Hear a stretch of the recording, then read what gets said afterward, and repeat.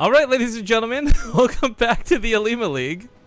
We are getting into game number 1 of a brand new best of 3. It's the first best of 3 today, no less. I do want to talk a little bit about the Olimoleague, but we'll do the intros first. In the top left side of the map, he has been a fairly frequent champion here in the Olimoleague. So, final boss early on, it's the blue Zerg player, Soulkey.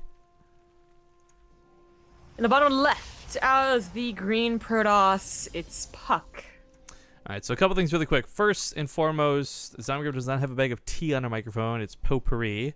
You uncultured swine. It apparently makes things smell better. I don't know. Secondly, apparently, excuse me, I was talking. Interrupting me was quite rude.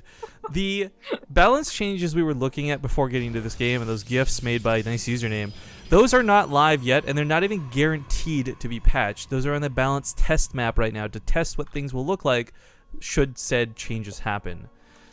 There's a lot about this game I think needs changed, but so many things about it I think would be better if we looked towards buffs rather than nerfs. This is something that a lot of the community's been saying for a while, but sadly it doesn't feel like the developers of the game are on the same page for.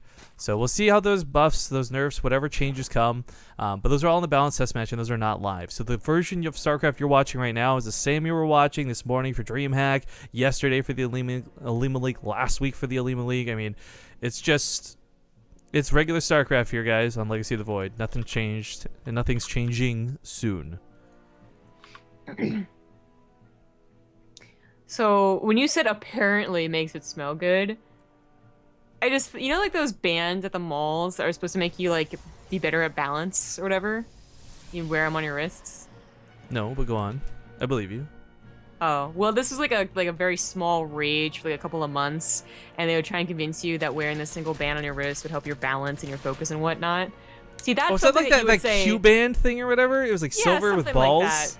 But that's something where you would be like, apparently it helps balance. Like, potpourri really does smell nice. No, see, that's subjective though, because I don't know that I love the smell of smells. lavender.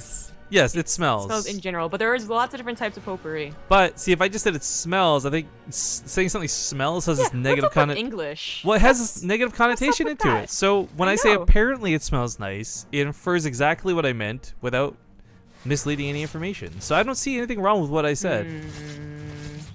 Okay, I'm gonna show off on the technicality. I'm just going to try and get a drone or two. Transfer going off here out of puCK. It's worth noting, while Soulkey might be one of the better Zerg players we've had the pleasure of watching in Legacy of the Void, puCK has proven to be pretty darn good. And if nothing else, foreign Protoss has been looking amazing in DreamHack too. So just in general, I'm feeling good for puCK. This isn't, I think, the same matchup that it was at the launch of Legacy of the Void. That being said, there's a lot to look out for, and puCK is going to have to work for this. Now, with his opening, it was safe, it was sound to take a natural base. I think he was very aware that Soulkey may be willing to do a bit of aggression, being that it's Arena, you got those short rush distances, so Immortal's coming out quick. However, this attack at the Soulkey is ready to commence, and puCK doesn't have a line of pylons here at the top of the ramp. He doesn't have a pylon blocking the choke. He's got almost nothing in comparison to Soulkey. He's got a 10 army supply. Photon Overcharge is going to have to do a lot of work to hold on to this game for him. Yeah. I mean, it's Arena. You expect some attack kind of like this. So we're going to be checking for it.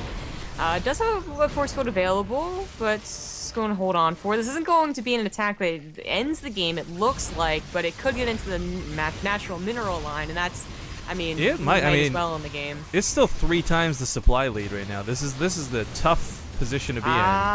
The pylons aren't done yet. Besides having the Photon Overcharges, which he doesn't have any energy for. Also just depowering those gateways, and he does get into the mineral line, so again, like, it's, might not have, you know, puCK tap out, but he's losing his natural, and that might as well be a game. Yeah, pylons are overcharged, getting a shot or two off, but if there was charge in these Zealots, I would actually have a lot more faith in holding in this position. The sentries have done their job of just trying to block out small locations, doing a little bit of damage here and there, but that Immortal now stuck behind the mineral patches, barrier already popped, it gets surrounded. Nothing else here to defend for puCK. Just no units to play with. I am curious why and how this happened, but I mean, when this fight commenced, he had like 2 adepts to his name.